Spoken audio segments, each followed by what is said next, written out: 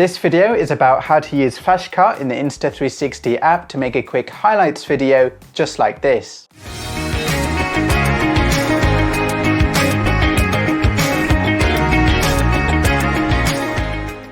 To edit with FlashCut, go to Stories and tap FlashCut. FlashCut is essentially templates to create a short highlight video. In my example, I did a road trip to Cotswold, so I will tap Travel and use the road trip theme. Here you can see an example video made with this theme.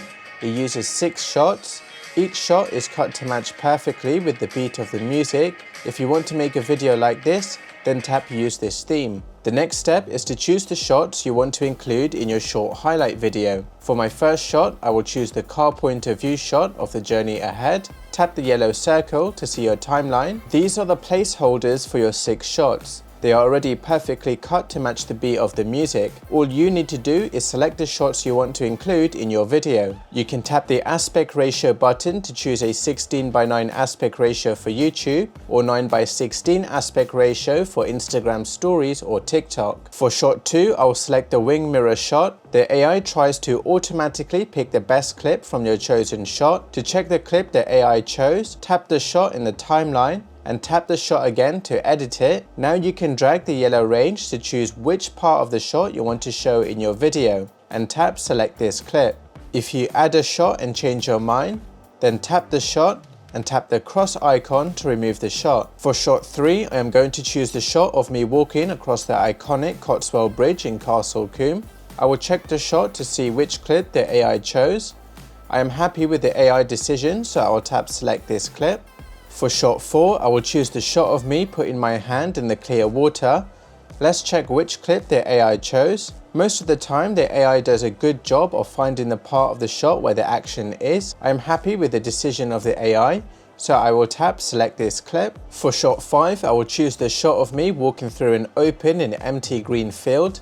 Let's check which clip the AI chose. Again, it's chosen the action part of the shot where I tilt my head up from the ground to reveal the location, so I will tap select this clip. For the final shot, I will choose the shot of me walking up to Broadway Tower. Let's check which clip the AI chose. So here the AI thought the family walking past me is the best bit, but the best bit is towards the end of this shot when I look up towards Broadway Tower. So I will move the yellow range towards the end of the shot, about here, and select this clip.